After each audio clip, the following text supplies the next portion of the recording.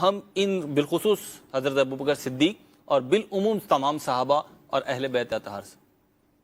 یہ واقعتاً سرکار مدینہ صلی اللہ تعالی علیہ وسلم کے جو فیضان یافتہ اور تربیت یافتہ سبحان اللہ. ہستیاں ہیں، حضرت مولا مشکل کشا علی المرتضیٰ شیر خدا کرم اللہ تعالی وجہہ الکریم نے فرمایا کہ سرکار مدینہ صلی اللہ علیہ وآلہ وسلم کے بعد اس امت میں سب سے افضل صدیق اکبر رضی اللہ تعالیٰ. اچھا، اب جیسے مونم بھائی نے غلام خرید کے آزاد کرنے کا تذکرہ کیا، اب اس کا مجھے وہ آیت یاد آ رہی تھی وَسَيُجَنَّبُهَا الْأَتْقَى الَّذِي يُؤْتِي مَالَهُ يَتَزَكَّى. اللہ پاک نے فرمایا وہ جو بڑا متقی ہے نا جی وہ آگ سے دور رکھا جائے گا، وہ جو تزکیے کے لیے مال خرچ کرتا ہے. تو اس کی تفسیر میں ان غلاموں کے خرید کے آزاد کرنے کا ذکر ہے. سیرت و کردار میں سخاوت، سبحان اللہ. نبی کریم صلی اللہ علیہ وآلہ وسلم کی چاہت کہ اپنے مال کو ان کی رضا پہ خرچ کرنا، کہ غلاموں کو جو تکلیف یا اذیت آ رہی ہے یہ اپنے مال کو خرچ کر کے ان غلاموں کو خرید کے آزاد کر رہے ہیں. جی پھر نبی پاک صلی اللہ علیہ وآلہ وسلم نے ایک موقع پر ارشاد فرمایا کہ نیکی کی 360 خصلتیں ہیں. صدیق اکبر رضی اللہ تعالیٰ نے عرض کیا آقا کیا مجھ میں بھی کچھ وہ خصلت ہے؟ فرمایا ابو بکر تم میں وہ 360 تمام خصلتیں پائی. سبحان اللہ. کیا عاجزی کا انداز ہے کہ مجھ میں بھی ان میں سے کوئی ہے. اچھا، خصلت وہ اس میں یہ بھی حدیث میں ہے نا کہ نبی پاک علیہ السلام نے ارشاد فرمایا کہ وہ جو 360 خصلتیں ہیں ان میں سے ہر خصلت ایسی ہے جس میں پائی جائے گی اسے جنت میں لے جائے گی. اور حضرت ابوبکر صدیق میں ساری ہیں. ساری ہیں اور یہ بھی ارشاد فرمایا کہ اللہ جس سے بھلائی کا ارادہ فرماتا ہے اس میں وہ صفت پیدا فرماتا ہے. اور وہ سرکار مدینہ صلی اللہ تعالی علیہ وآلہ وسلم کی محبت ان کا غلبہ. ان کی سیرت کے جو پہلو آپ دیکھیں گے نا، ایک ہے سخاوت، ٹھیک. ایک ہے جیسے شروع میں آپ نے لیا کہ سلیم الفطرت، جی یہ اچھا، پھر فطرتاً نیک، ٹھیک. سخاوت، عشق رسول، نبی کریم صلی اللہ تعالی علیہ وسلم کا قرب. اب ان کی خواہش اور ان کی طلب یہ رہی کہ میں نبی کریم صلی اللہ علیہ وسلم کے قرب میں رہوں. اور یہ چہرہ محبوب کو دیکھنا، سرکار مدینہ صلی اللہ علیہ وسلم کی منشا پر مال خرچ کرنا، آپ کی زیارت کرتے رہنا، آپ کی 3 جو خواہشات کا تذکرہ کیا گیا اس میں بھی یہ. اور پھر اس کا عملی طور پر آپ نے جو ہے وہ سفر میں، حضر میں، ہر موقع پہ نبی کریم صلی اللہ علیہ وآلہ وسلم کے ساتھ رہنے کا. اور آپ سرکار مدینہ صلی اللہ علیہ وآلہ وسلم نے ان کے اتنے محبتوں پر یہاں تک ارشاد فرمایا تھا کہ میں نے سب کے احسانوں کا بدلہ چکا دیا، مگر ابو بکر کے اتنے احسان ہیں کہ اللہ پاک قیامت کے دن اس کے احسانوں کا بدلہ اتنا پیار ہے. اب نبی کریم صلی اللہ علیہ وآلہ وسلم کی یہ بھی کمال درجے کی ان پر نظر کرم ہے، ورنہ محبوب کریم صلی اللہ تعالی علیہ وسلم تو کوثر کے مالک ہیں، لیکن یہ صدیق اکبر رضی اللہ تعالیٰ کی فضیلت کے بعد میں بیان فرمایا. وہ چاہیں تو سونے کے پہاڑ چلے ان کے، وہ تو ظاہری بات. اور جب یہ ٹاٹ کا لباس پہن کے جو ہے وہ ببول کے کانٹے لگا لیے، اب یہ خرچ کرتے گئے ایک وقت تھا کہ آپ 40,000 درہم و دینار سے زیادہ مالیت کے بزنس کے، ملٹی نیشنل بزنس کے مالک تھے. صدیق اکبر رضی اللہ تعالیٰ نے بہت بڑے بزنس. وہ عمران بھائی نے کنیت کے ضمن میں بیان کیا نا کہ ابو بکر جو کہتے ہیں تو اونٹ بہت کثرت سے تھے. تو ملٹی نیشنل بزنس تھا آپ کا، اور امپورٹ ایکسپورٹ کا بہت بڑا کام تھا. اتنے بڑے تاجر تھے، لیکن مال خرچ کرتے گئے.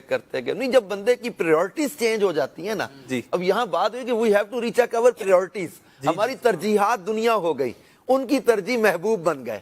اب یہ مال خرچ کرتے گئے یہاں تک کہ ٹاٹ کا لباس آ گیا. اب قلدہ بن امیہ نے تانا مارا تھا ایک موقع پر، ابو بکر تم تو بہت دانا اور سمجھدار تاجر تھے، تم تو کسی گھاٹے کے سودے کو ہاتھ ہی نہیں ڈالتے تھے، تم نے یہ کتنا خسارے کا سودا کیا کہ بزنس مین انویسٹمنٹ دیکھتا ہے، میں انویسٹمنٹ کر رہا ہوں، وٹ آئی ول گیٹ، میرا ریوارڈ کیا ہوگا، مجھے اس کے ریوارڈ میں ملے گا کیا. ابو بکر تم نے مال خرچ کیا محمد صلی اللہ علیہ وسلم اور ان کے دین پر، تمہیں کیا ملا؟ امیروں کی دوستی کے بدلے غریبوں کی دوستی، وہ بہترین لباس کے بدلے پھٹے ہوئے کپڑے، بہترین کھانوں کے بدلے یہ سوکھی روٹیاں. تم نے تو بڑے گھاٹے کا سودا کیا، بڑے خسارے میں چلے گئے. ابو بکر تم نقصان میں چلے گئے.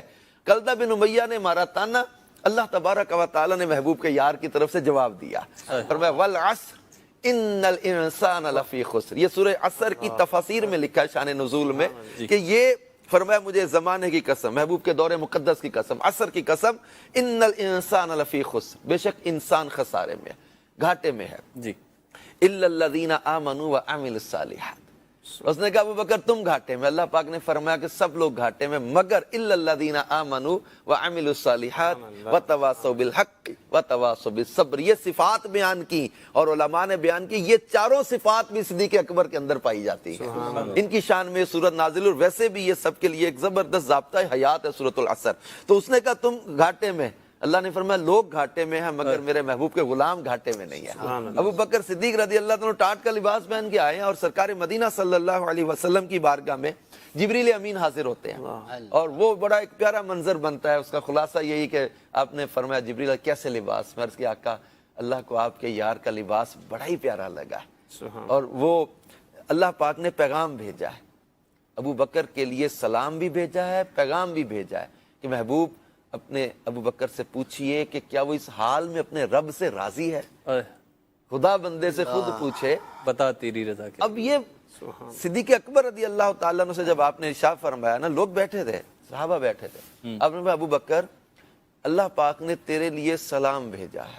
یہ بھی بہت بڑی بات ہے کہ اللہ نے جن کو سلام بھیجا ہے۔ واہ، فرمایا ابو بکر اللہ نے تیرے لیے سلام بھیجا ہے اور یہ پیغام بھیجا ہے کہ محبوب ابو بکر سے پوچھئے کہ وہ اس حال میں اپنے رب سے راضی ہے کہ نہیں۔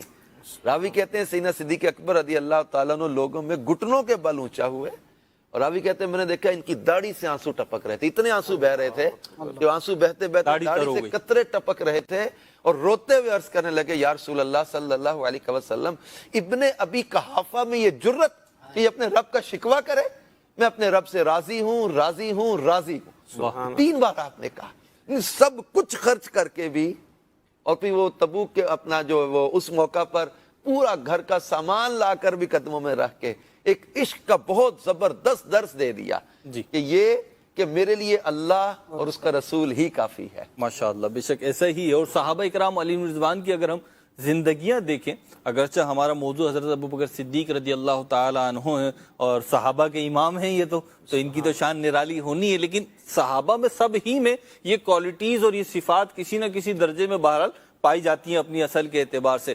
حاجہ آپ نے جو ایک نقطہ اٹھایا، میں چاہوں گا تمام ہی مبلغین سے اس پہ کچھ نہ کچھ مدنی پھول لوں۔ بڑا پیارا ایک بات تھی، وہ یہ کہ ہماری پرائرٹیز کیا ہیں، ہماری ترجیحات کیا ہیں۔ آصف بھائی اگر ہم آج اپنے آپ کو دیکھیں، مدنی چینل کے ناظرین اپنے آپ پہ غور کریں تو